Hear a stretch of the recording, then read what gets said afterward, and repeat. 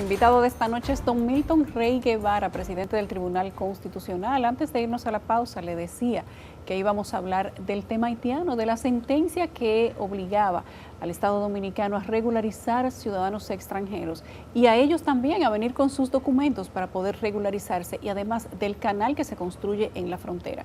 Don Milton, usted sabe que aquí el tema de inmigrantes en los últimos años ha tomado quizás una preponderancia que no se veía en el pasado. Los ciudadanos, en la medida que han tenido más acceso a la tecnología y a la información, comparan más cuál es la situación migratoria de República Dominicana con otros países y las consecuencias, además, que toman esos países para poder tener un país organizado. Quiero saber, después de la emisión de esa sentencia, ¿cómo puede evaluar usted el resultado? Porque ya van muchos años. Mira, Yulisa, en el año de 1991 yo escribí en Tribuna Jurídica del Tribunal Constitucional, publicada en el Listín Diario, un artículo que se llama La República Dominicana y Haití, el divorcio imposible. Pero en el cuerpo del artículo se dice que el divorcio es imposible, pero que la separación de cuerpos es obligatoria. Y decía además que ambos pueblos en ese momento, recuerda que en ese momento, en el año 91, bueno, tú eres muy joven, pero en el año 91 habíamos pasado la crisis del 90, donde había que levantarse a las 3 de la mañana, averiguar en qué estación de gasolina se podía comprar. Sí, bueno, azúcar. El país no tenía ni siquiera un tanquero, un carguero que comprar de petróleo. Y entonces, en el 91, los viajes de dominicanos hacia Puerto Rico se incrementaron enormemente. Y yo decía, la diferencia que hay entre estos dos pueblos, que buscan la mejoría de su vida, los dos hacia el este, es que el Masacre se cruza a pie y el Canal de la Mona en Yola. Entonces, era así. Entonces, ¿qué pasa? El tema de las relaciones dominico-haitianas siempre he entendido que debe ser el fruto de una concertación permanente en nuestros países. Yo te voy a mandar una copia de ese artículo, donde yo me refería hasta la parte militar, diciendo que no es posible que la mayor potencia de fuego en ese momento, salvo el campamento que estaba, el comando de apoyo en Villamella, estaba aquí en el kilómetro 28, donde hay tres batallones, Dios, Patria y Libertad, ¿verdad? La primera brigada. Pero si no había ya ni guerrilla, ni terrorismo, ni enfrentamientos rurales, la mayor capacidad de fuego de la República Dominicana tiene que estar en la frontera. Es lógico, mira todo lo que se está haciendo ahora.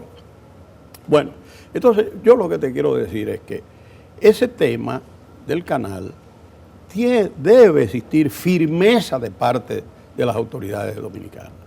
Eso está claro, porque lamentablemente los esfuerzos que se hagan en el plano de la persuasión normal no dan resultado, porque no hay la estructura estatal suficiente en el país hermano para que haya continuidad en política de Estado y respeto de acuerdos internacionales. Entonces, ese tema, yo creo que ahí tiene que haber una determinación de que se vea la firmeza en la defensa, nunca abandonando los mecanismos legales, los medios alternativos de solución de controversias, pero debe haber una firmeza grande de las autoridades dominicanas. Ahora, sobre el tema de la sentencia, esa es la sentencia más importante que se ha emitido aquí. Que se ha emitido el Tribunal Constitucional.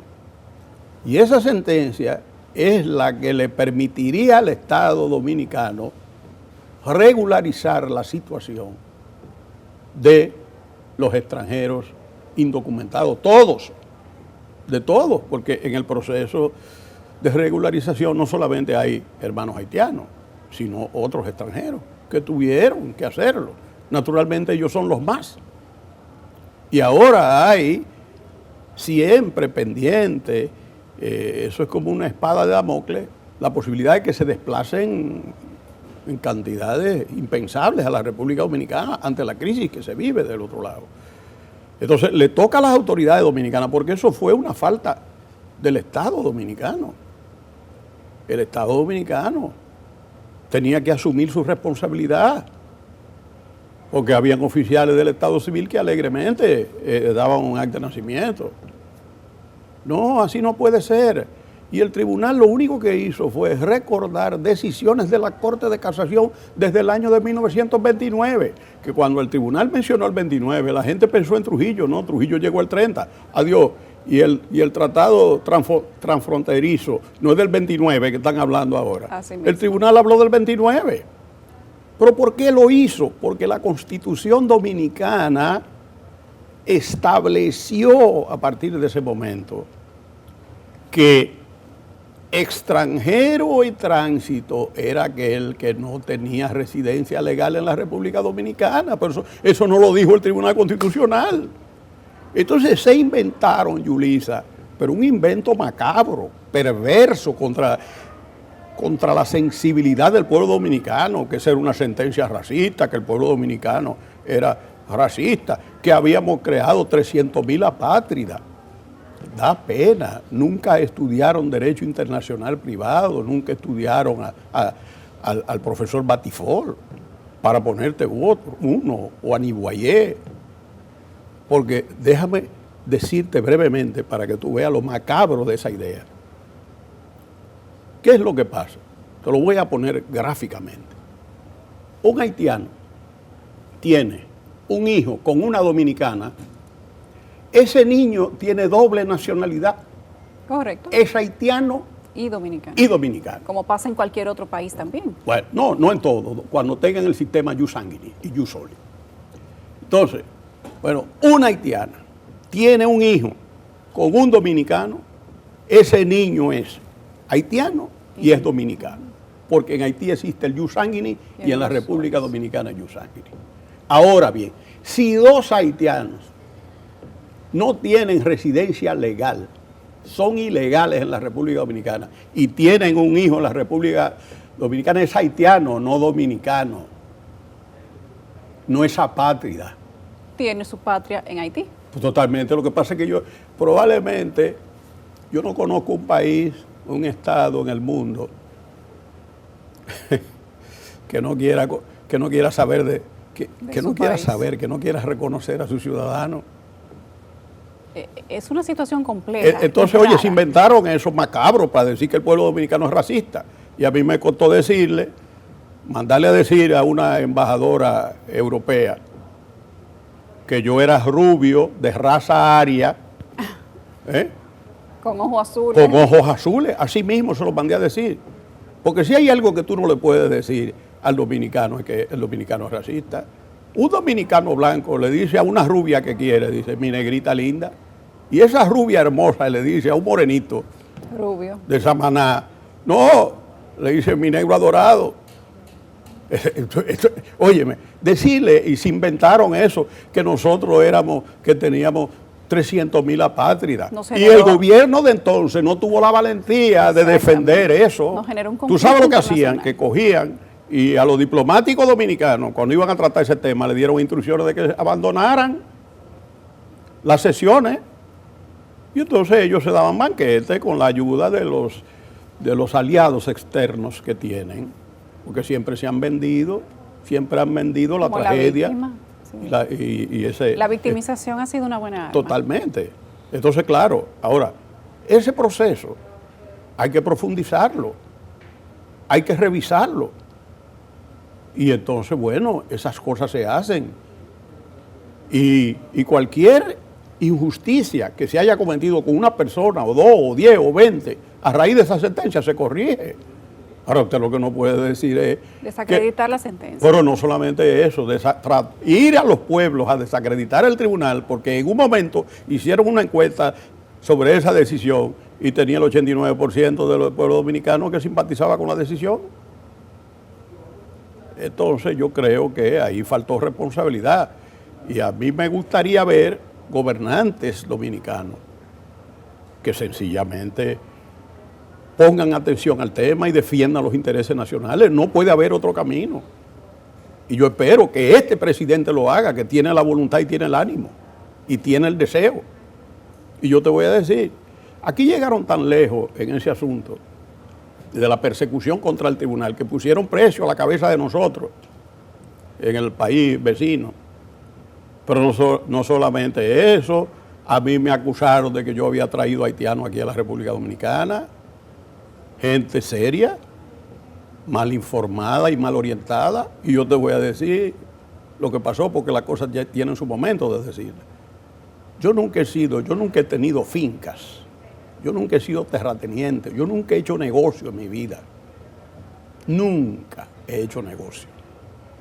Y entonces lo que pasó fue que el presidente Balaguer, al final, en los años finales, dejaba que los altos jerarcas militares mandaran a buscar los braceros con buscones que ponían en la frontera.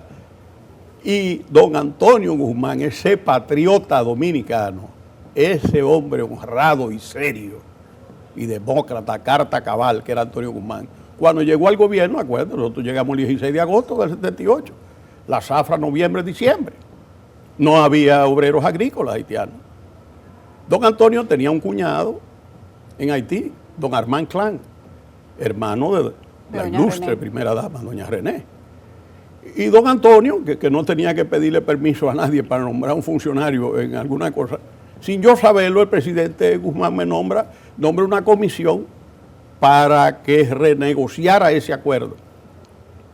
¿Y a quién nombra de presidente? A este servidor.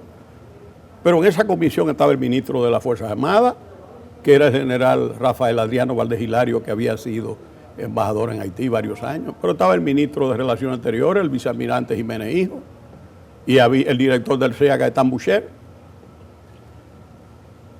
Entonces, a mí me nombran de presidente de esa comisión. ¿Qué yo hago? Transparentar el acuerdo, mejorar las condiciones de vida. Pero esos obreros agrícolas regresaban a Haití, porque además en Haití había una dictadura que era de Jean-Claude Duvalier.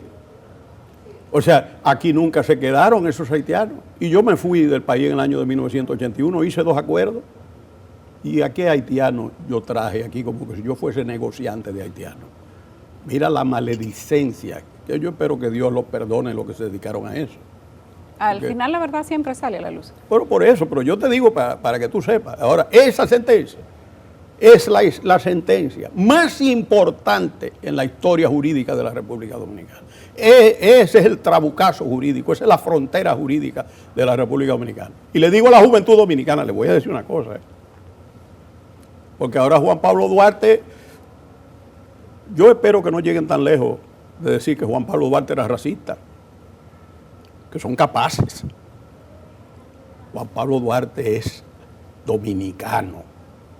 Cuando se iba para Europa, lo que apuntaló la decisión que él tenía de crear el Estado Dominicano libre y soberano fue cuando el comandante del barco le dijo: no, pero ustedes no tienen dignidad, ustedes no pueden hablar de nada, porque ustedes son haitianos. Y Duarte le dijo: usted se equivocó, yo soy dominicano. Y mira lo que hizo Juan Pablo Duarte. Eso es lo que no le van a sacar del corazón ni de la sangre a la juventud noble y al pueblo noble de la República Dominicana. Por más que quieran, aquí no va a haber fusión. Lo dijo Juan Pablo Duarte, no va a haber fusión. Ahora, lo que debe haber siempre es una buena vecindad, una buena hermandad. Nosotros somos los que estamos más obligados a trabajar porque las cosas vayan bien en Haití. Pero si la clase política, la élite gobernante y económica de ese país no ayuda a su pueblo, ¿qué podemos hacer nosotros? Fíjate el fracaso de toda la tentativa, de la MINUSTAH, de Naciones Unidas, de para acá, tumban gobierno, lo sacan, lo vuelven y traen, lo ponen, y no resuelven nada. Sin duda es un Estado fallido.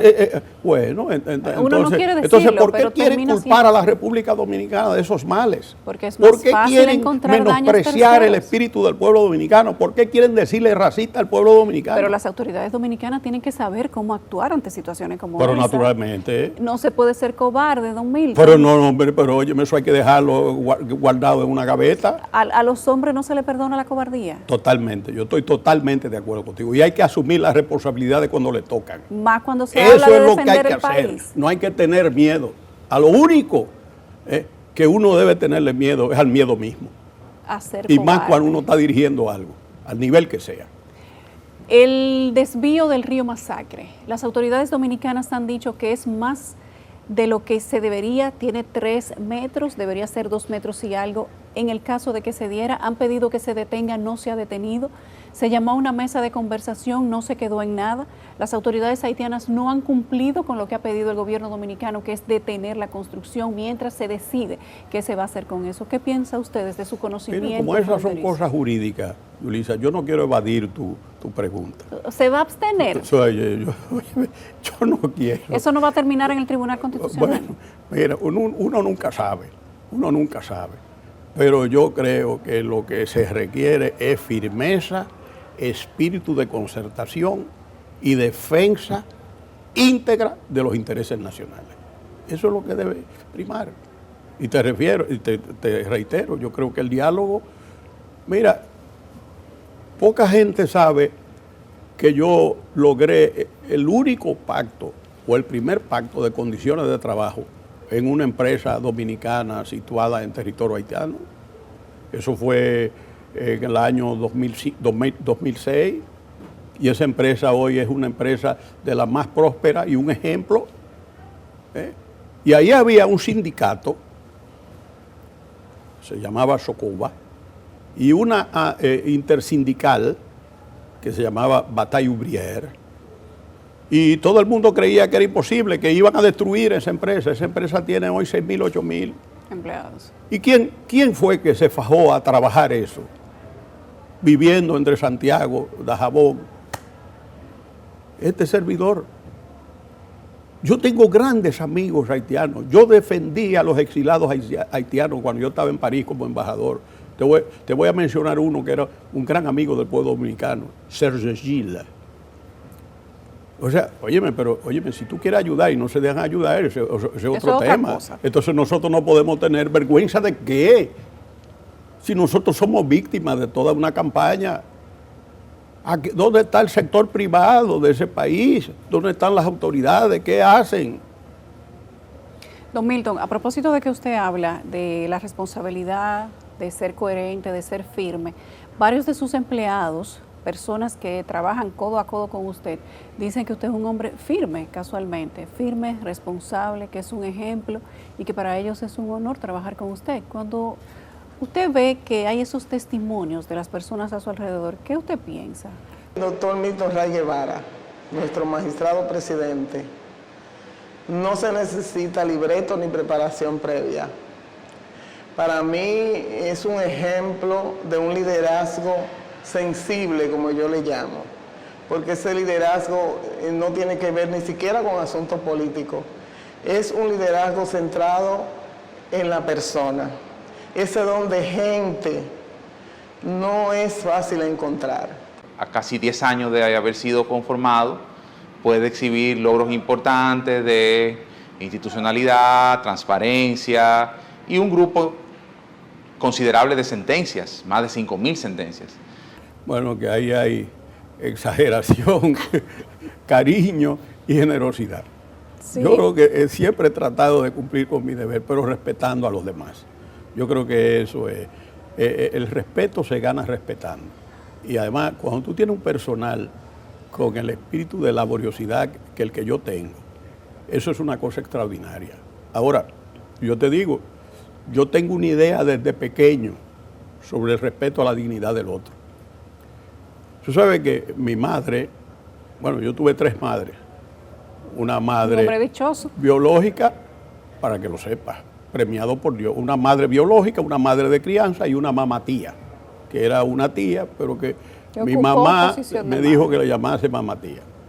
Entonces mi mamá, que me crió desde los 5 meses, fue la directora fundadora del liceo secundario de la Escuela Normal de Samaná. Y entonces, como yo era tan enfermizo, yo tuve una niñez felizmente triste, porque estaba rodeado del cariño de 3 madres, pero con unos ataques de asma que yo pensaba que me moría y le decía, me muero, mamá, me muero. Pero cuando mamá se iba para el liceo, ella tenía libros y yo me dedicaba a sacar los libros y a leerlos. Y yo leí un libro que me fascinó de Máximo Gorki, que se llama La Madre. Y esa madre se llamaba Pelagia y el hijo se llamaba Pavel. Tenían ideas revolucionarias, trabajaban en la fábrica y se dedicaban a repartir periódicos hablando de la necesidad de que el Estado tuviese al servicio de la sociedad y no la oprimiese. Y ahí, después que lo agarran, lo llevan para la Siberia a ella asume el trabajo de él, reparte los panfletos. Yo me di cuenta del valor inmenso de lo social. Y yo me até a esa idea de que la dignidad se alcanza a través del trabajo. Ese libro me impactó enormemente, al mismo tiempo que otro que yo leí, que es un libro que se refiere, tiene 2 títulos, le llaman Fabiola o la reina de las catacumbas, o Fabiola, la iglesia de la catacumba, que es la historia de una joven rica del Imperio Romano que tenía una asistente que se llamaba Cira y que ella en un momento trató de faltarle respeto a Cira, pero Cira era cristiana. Y entonces Cira le respondió con toda generosidad. Desde ahí, y además de esa educación familiar que me dieron esas 3 mujeres, yo entendí que la dignidad del otro había que respetarla. Y eso yo he tratado de hacerlo.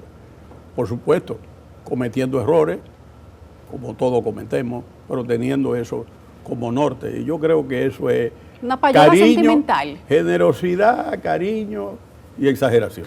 Gracias a Milton Rey Guevara, que ha sido mi invitado de este viernes. Don Milton, gracias. Bueno, gracias que siga a ti. trabajando por la constitución del país. Bueno, el tiempo que me queda lo haré y después también. Muy bien. A ustedes gracias por Gracias habernos a ti. acompañado. Ya son casi las 11 de la noche, se acabaron nuestros 55 minutos.